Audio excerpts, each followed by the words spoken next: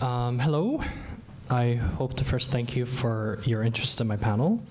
And I also thank the Music and Gaming West organizers for inviting me to speak to you. My name is Joseph, and I am a video game music lover. I've studied classical percussion throughout my undergrad and my master's, and wanted to apply to what I have learned in the context of video game music to share with all of you. All right, let's do this. Okay, so we will be talking about for today many things, notably a little bit about the game Astral Chain. Does anyone know the game Astral Chain? Yes? Okay, so great. Okay, please feel free to sit anywhere. And the context of the piece, particularly Jena Rebellion and Salvation, do you know that one as well? No. Okay, I'm sure you will once we hear it. So, which we'll need to learn a couple of musical terminologies, and so let's talk about the way how rhythm is interpreted from the musician's point of view a little bit. Let's then look into the piece itself to find together multiple grooves within that piece by looking into different instrument groups and such. And as stated, it's helpful to have some background in music, but we will be taking this from scratch, from the ground up, so don't worry. And if you have any questions, if things are too difficult for you, please let me know as soon as possible. Okay, so first, we need to talk about the game itself. There might be some spoilers, so I will ask for your forgiveness if you do hear them. So Astral Chain is an action-adventure hack-and-slash game developed by Platinum Games, incorporated in 2019. They also created, as you can see, the Nier series and the Bayonetta series. The game takes place in a fictional cyberpunk world called the Ark, and you are an officer of a police force called Neuron. In this world, humans are on the brink of extinction because of an interdimensional creature known as chimeras, and so they've confined themselves to this megacity called the Ark. So I've mentioned that there is a police force called the Neurons. An interesting thing about the Neuron police force is that each officers, please come on in, thank you, sorry for interruption, have battle companions called legions, right? They are beings that are summoned from another dimension in the Astral Chain world, and they come in with all shapes and forms, including animals, robots, humanoids, and etc.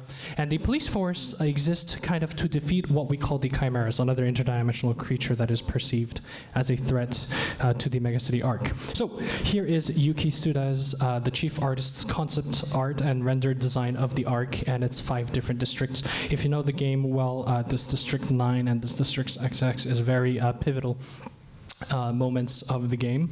Let's take a moment to appreciate also the concept art for the protagonists and legions. The legions you see on the right, really there are all sorts of different sizes and shapes. And they are mixed, some more synthetic elements and some more organic elements. These legions are actually ex-chimeras who have been repurposed to help the police force. So while we talk about chimeras, let's look more into what they are. So the chimeras are one of the main group of enemies that you need to fight against. They are kind of monsters from another dimension, from Astral Plane. You get to find out soon that they are actually humans that have been transformed because of a paradigm called redshift, which turns them into these monsters. And, oh, come on in. Because of the redshifts, the chimeras have some sort of a red hue. Another 2 important figure that we're going to talk about is a person called Joseph Calvert and Jena Anderson. As you know, so Joseph is portrayed as kind of like a genius scientist that seems to be benign at the beginning, but we soon realize that he wants to change the human race because there's no other option other than to transform them into chimeras in this really dystopian type of world, meaning that there's no other way of surviving other than turning humans into chimeras. And so one way he plans to do this is to combine the 2 worlds of Astral Plane and Earth to view the redshift as an evolution of humankind. But within this, of course, there's a twist in that he has another plan to create the most powerful legion and to fuse himself with it, therefore wanting to become the new human chimera race's ruler. Fighting against Joseph, there is Jena Anderson. So Jena is actually shown as an antagonist against Joseph and our typical bad guy gal, but it's actually not. They are not when you think about it, because Jena was in the research team with Joseph to come up with what they call a redshift serum, which undoes the effect of the redshift, but Joseph knew that this was contrary to his plan and betrayed Jena by locking her inside the astral plane for 20 years. But as you know, Jena has already developed the serum, and with the help of the serum, Jena did not turn into a chimera for 20 years. And when she comes back, she amasses her own army of legions from the astral plane to attack Joseph periodically. So obviously, I'm not going to really recite what happens in every chapter or walkthrough. So I'm just going to talk about the part where is most important, where music takes place. So this moment, the player ends up confronting Jena Anderson, right, some point in the game, and as they are under Joseph's team of neurons. And Jena is one of the more significant antagonists in the game, and so she comes out around midway through. And like many JRPGs, there are multiple stages of battle, like for a boss fight like Jena, that the player has to fight against. And so the first one is her regular form, or her aberrant form on the top left. The second form is called the asymptote form, or the form that we see on the upper right image. Finally, we have the apotheosis form, which seems to only get bigger and bigger for a lot of reasons. In terms of the music that is played, the first form of Jena uses a bit of heavy metal fused with some orchestral and choral music. In the asymptote form, which we will look at extensively, fuses orchestral and electronic music and is very quick-based. The third form, which is apotheosis, also uses orchestral and electronic music, but it's a little more firm in terms of character. Okay, so let's go deeper into our piece, Jena, Rebellion, and Salvation. I've already let you know that Rebellion and Salvation is composed in a way that fuses orchestral music and electronic music. The orchestra sets the frame and the atmosphere of the piece, and the synthesizers help excite the music by highlighting the melody and driving the pulse. Okay, so I've done enough talking. Let's go straight into what we will talk about today in this video.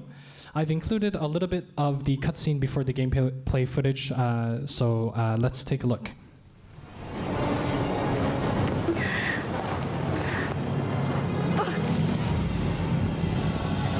It's over. Yes. Is it too loud, not too loud? It's good?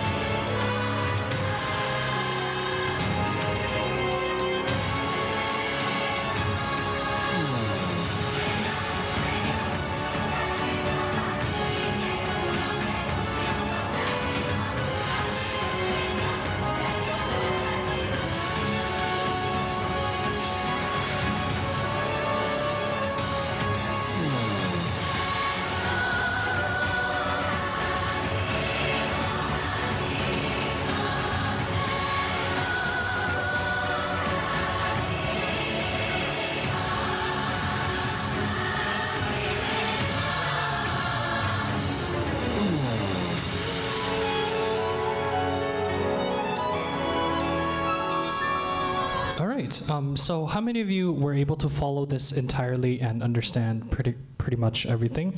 Yeah, okay. Yeah, okay, good. How many of you followed about 80%? Yeah, okay, good. 50%?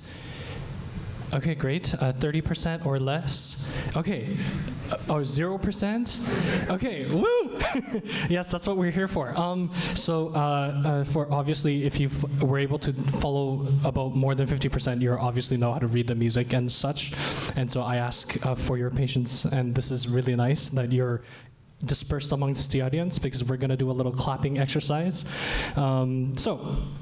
We need to figure out what it means to groove, right, using musical terminology. So let's go on. This is super basic, right?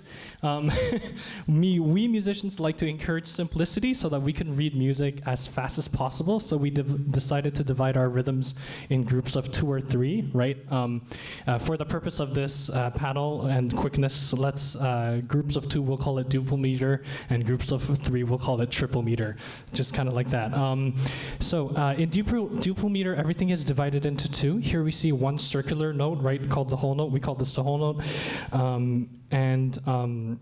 which is divided into 2 half notes, right? 2 half notes, and for being divided into 2 halves with a little stem. And then when that stem is colored, that half note is divided into 2 quarter notes, which have colored circles. So let's take a moment to warm ourselves together. So. We're going to clap together. I'll clap the whole note, right? And the left side, please clap the half notes, right? Or let's all do this. Okay, so I'm gonna go whole note. So that's the whole note.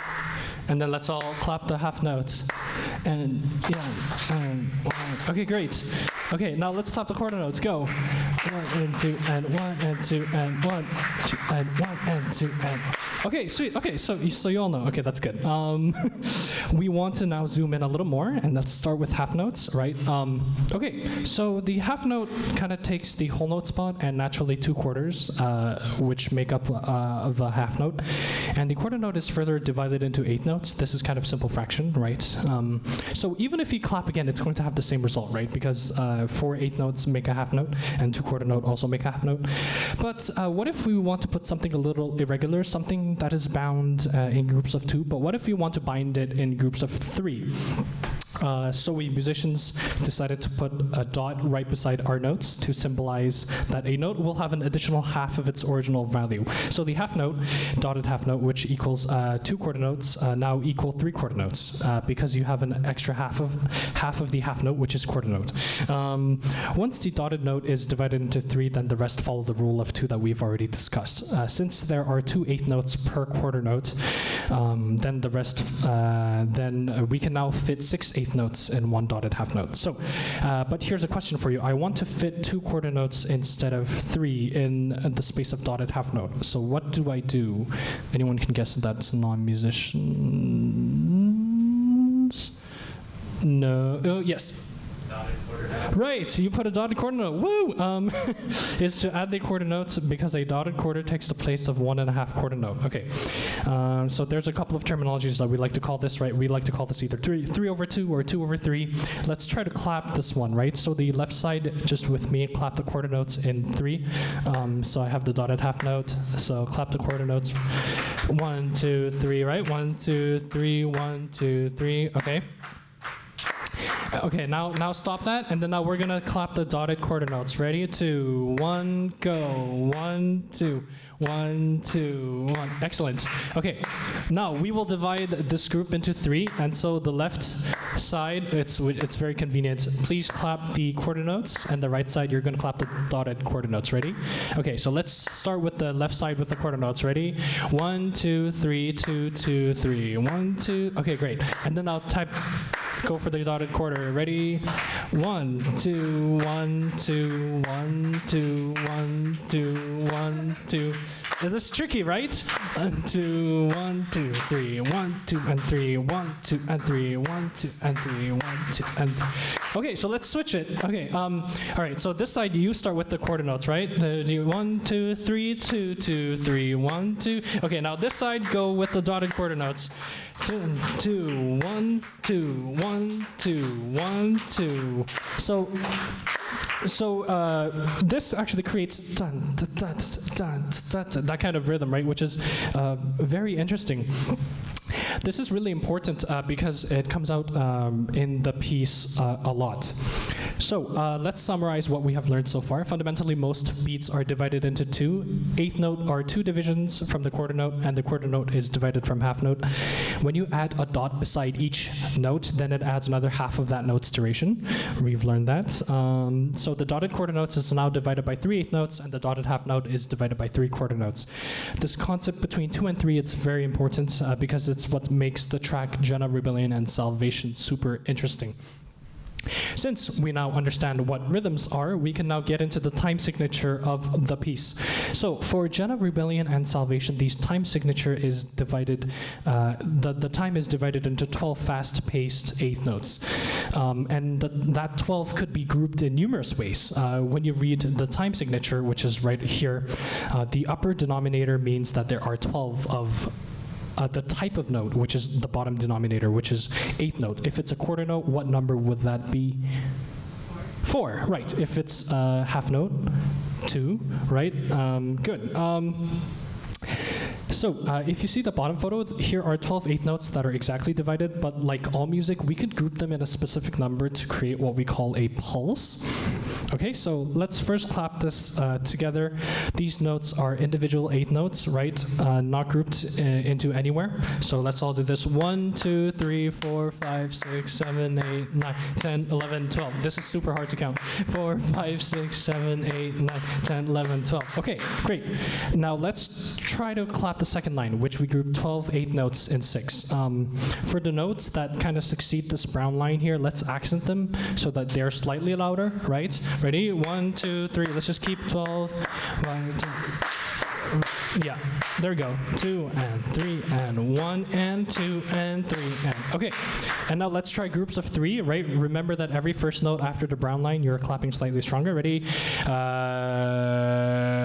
and 4 and there we go. 1 and 2 and 3 and 4 and okay, yes, that's great. And the last one, last but not least, in pulses of 3, 4 eighth notes. Ready? 1, 2, 3, 4. 1, 2, 3, 4. 1, 2, 3, 4. 1, 2, 3, 4. 1, 2, 3. Okay, great. So the speed that we are in right now is a little slow, so we're gonna make this faster, right? Like. When I mean like little faster, I mean really faster. So the usual eighth notes would kind of be like this. So let's all like drum it on our legs, whatever. Okay, so let's divide this into groups of 6. Ready? 1, 2, 3, 4, 5, 6. 1, 2, 3, 4, 5, 6. 2, 3, 4, 5, 6. Okay, great. Next is a group of 4.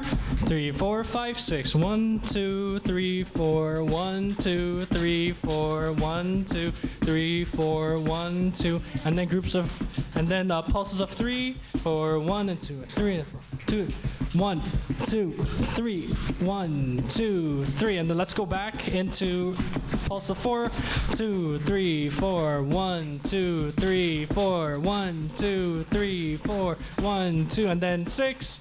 1, 2, 3, 4, 5, 6. 1, 2, 3, 4, 5, 6. 1, 2, 3, 4, 5, 6. And then everything.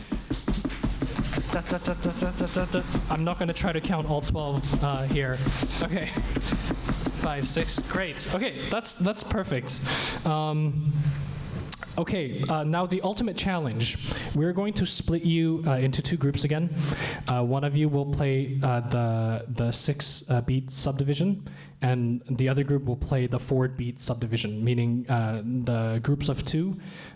Let's do the groups of 2 on the right side, and let's do the groups of 3 on the left side. Ready? Okay, we're gonna all start together, and then we're gonna go to groups of 2, everyone, and then for the people who are going to groups of 3, you're gonna converge. All right, so let's do this. Ready? 1, 2, 3, 4, 5, 6. Okay, and then groups of 6. Oh, sorry, groups of 2,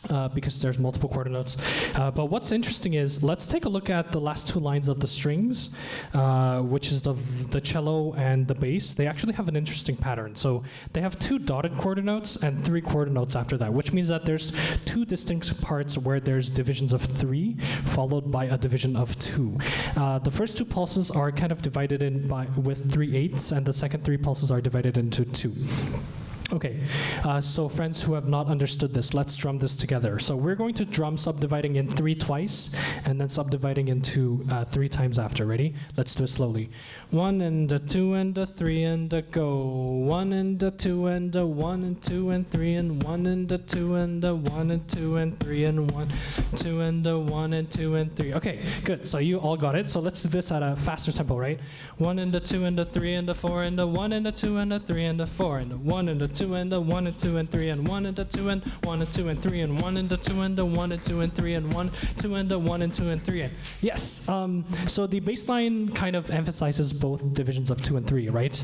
And the percussion also emphasizes the bass line too. Here, it's exactly the same rhythm that we just played. In contrary to the percussion and bass line, the choir kind of sings in subdivisions of 6 the whole way through.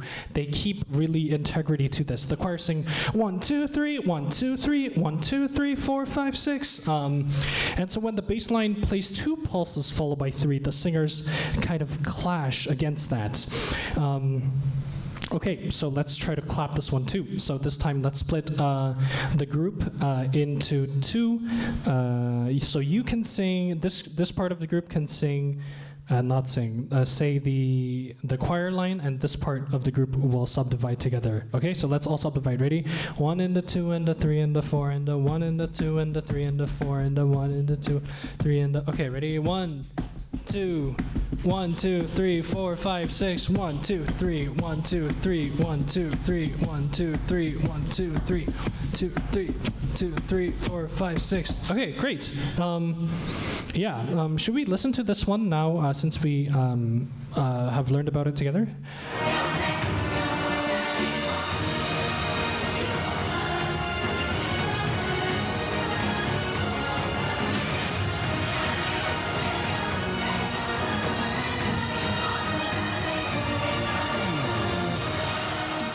All right, so this rhythm in bass and drums, this 1, 2, 3, 1, 2, 3, 1, 2, 1, 2, 1, 2, this happens quite consistently.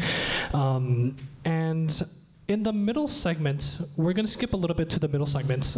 There's a little change. There's like a big musical release where the beautiful sounds of the solo violin and the choir kind of intersperses with each other.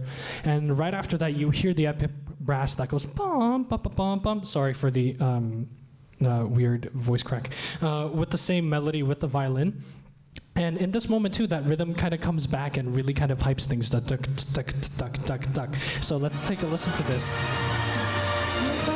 So you have the drums. 1, 2, 3, 1, 2, 3, 1, 2, 3, 4, 5, 6.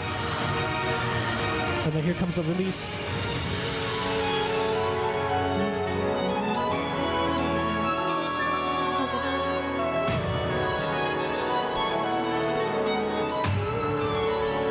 The French horns are.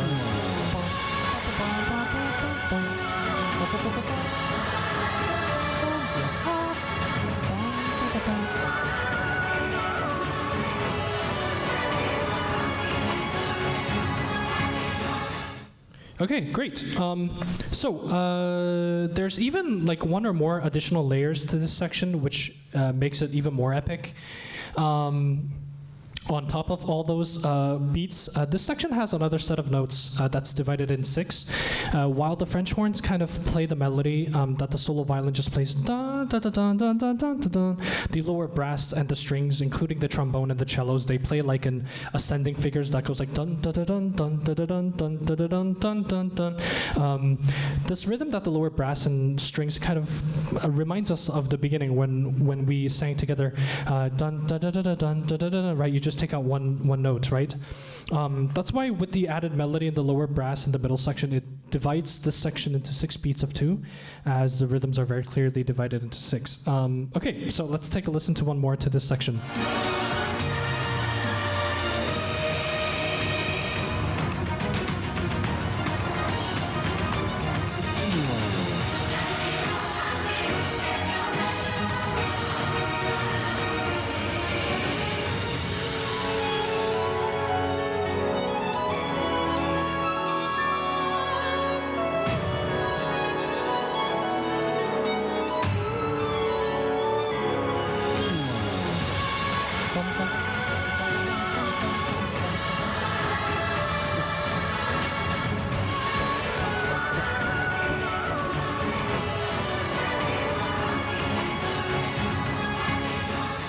All right, great.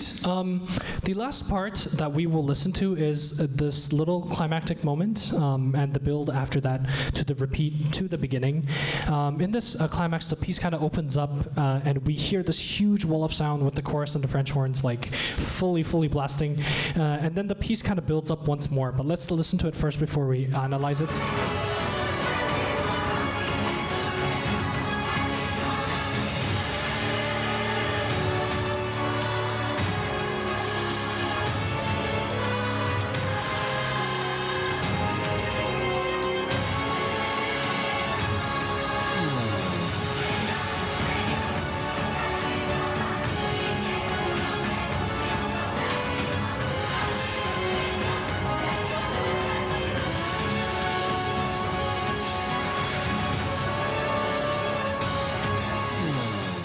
Okay, great. To analyze section at first, we need to understand that the melody itself is quite open and there's not really many notes, right? The melody kind of goes like this, bum, bum, bum, bum, bum, bum.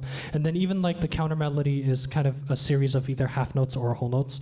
So the melody doesn't really have any rhythmic interest in itself. It's really what's below that's more interesting, right? At first, we have the strings, right? At this point, the strings are not just hiding, right? The strings are playing with structure, multiple octaves, like kind of like a wall of sound. Dun, dun, dun, dun, dun, dun, dun, dun, dun, dun, dun. At the same time, the string plays in octaves. The drums come back with their 2 to 3. You can kind of see it a little bit more clearly on the bass drum. And the snare and the toms are subdividing like crazy here in eighth notes. In contrast, you have the singers that also sing a very decisive 6-beat figure that we've heard all again, right? 1, 2, 3, 1, 2, 3, 1, 2, 3, 4, 5, 6. And this, the combination of all of this really swells up the end through the chorus. And the solo that starts at one note, right? And then becomes like very dissonant. And then it resolves into the intro, and it's really satisfying. The intro, once again, when it's sung, is sung higher up in the key of F sharp minor. So let's take a listen to this.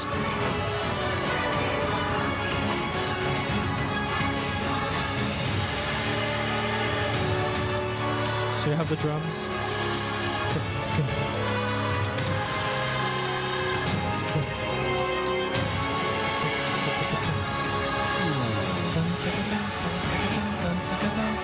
And we have the chorus. 1, 2, 3, 1, 2, 3, 4, 5, 6. And we have the drums. And with this final build.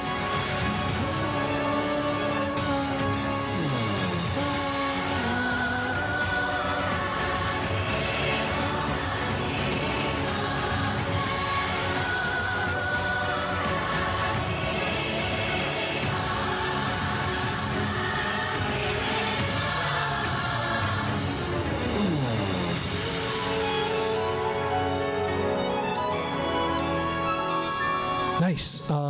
Yes. All right. So we are just about to be done. So let's review everything we've talked about for this panel, right? First, we talked about how Jena, Rebellion, and Salvation's main beat is the 8th note, and there are 12 of them per measure, and they're rhythmically grouped in 2 or 3. When they are grouped in 2, as you know, they provide 6 pulses, and when they're grouped in 3, they provide 4 pulses. The composer Igarashi manipulates this commonality to give multiple types of pulses, which is sometimes fused together, right? In turn, this piece really hypes up.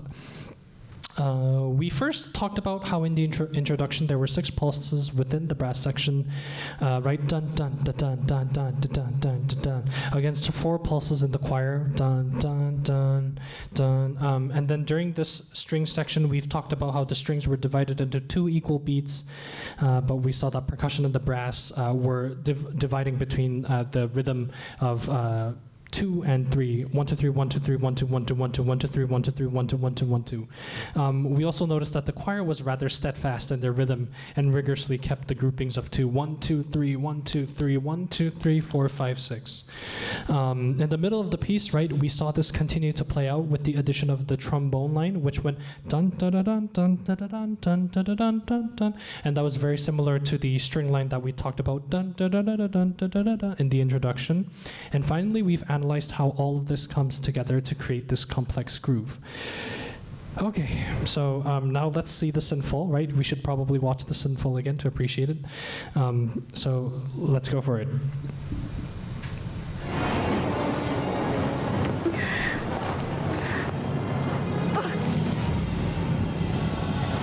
It's over. Yes.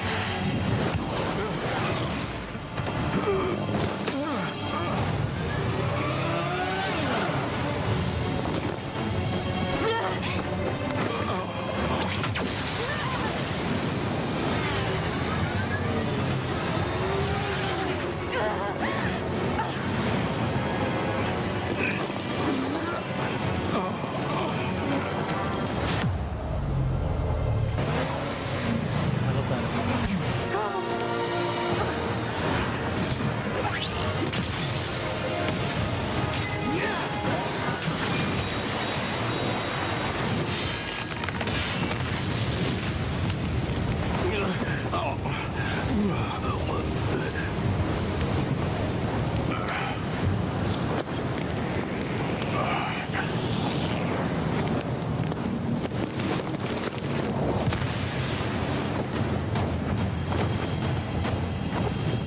You fools don't know when to give up.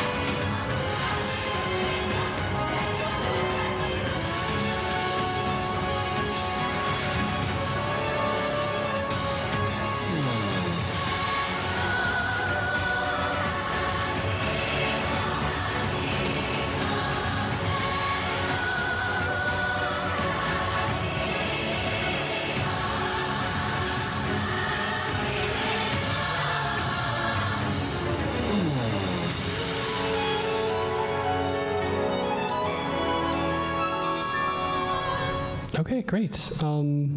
Yes, this is the end of my presentation. Thank you for your continued attention. I know there was a lot of stuff, but I hope that this was educational for you as much as it was fun to drum together. If you have any questions, please let me know. Any questions? Yes? I guess zooming out a little bit, the time signature being 12/8, a lot of times when I hear songs like this, I'm defaulting to a 6/8 assumption. Right. Whatever like the more condensed form of that would be. Yes. And it feels like using the phrasing of a song is a weak argument to say it's in 12/8 over 6/8. So I was wondering, if there's anything in the composition that cues you in to say this is intended to be seen as 12/8 versus 6/8, or if it's like one or the other are both fine, so on and so forth. So you were mentioning that you see this in 6/8 against 12/8, and well, yeah. Yeah, like I don't see why it would be in 12/8 versus 6/8. I don't have a good argument as to why I would choose one or the other. Yeah, that's a good question. It just kind of felt to me that way, that it was a 12/8. How should I say this?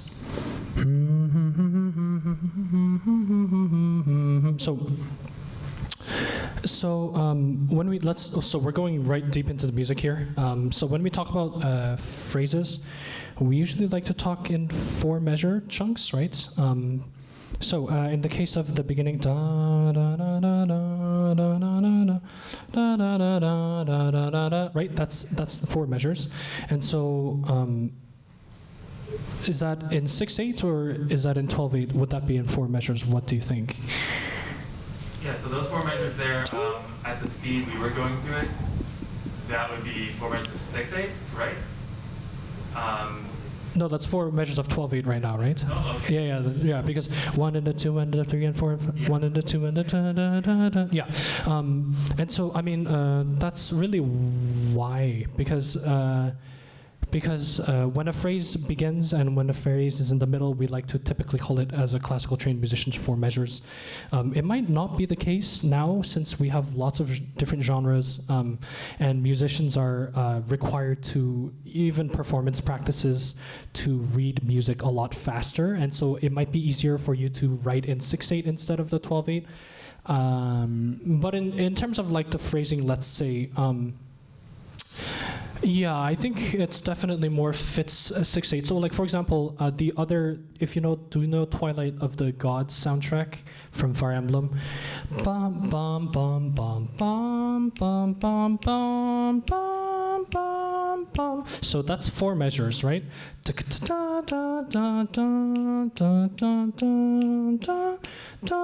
Which is also in the group of what could be in 6/8 that could be in 4 measures? Anyone could pitch in? I summon all your musician brains. Yes. So I feel like generally when you want it in 12/8 is when you have a lot of syncopation, because you don't want syncopation over the bar line. Yeah. It's really hard to read. So when you're in 6/8 and you want to subdivide it into 2, you're going to be going over bar lines, and that's really difficult for us to read. And one of the strings sections in the beginning had a lot of like quarter notes then tied to 8s. Okay. And so it's cleaner to read rather than if you're going to be splitting between 3 and 2. Right. You have to do all those ties over bar lines, because for us it's like it's so hard to read. Oh, that's great. That's a big reason. Yes. Thank you. I was definitely looking at that. I saw that in that one section, but in that one section only, which is why I was curious if there was more than that. But Yeah. that's definitely a very good point. I feel like 12/8 is when you want to generally feel it in 4, either in splits of 2 or 3, and 6/8 is generally 2 sets of 3. Yeah, 2 sets of 3 or 3 beats.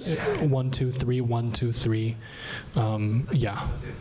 Yeah. Okay. Great. Thank you. Anything else? Yeah. I'm sorry if like musicians, friends who you came in and be like, I expected something much more than this. What's happening? This is all we are going to talk about. My apologies. I needed to make this simple. But yes, that's very very good. Good to know. Any other questions or remarks? Okay. Great. I'm hungry too. So. Let's all go to get some food. All right, thank you.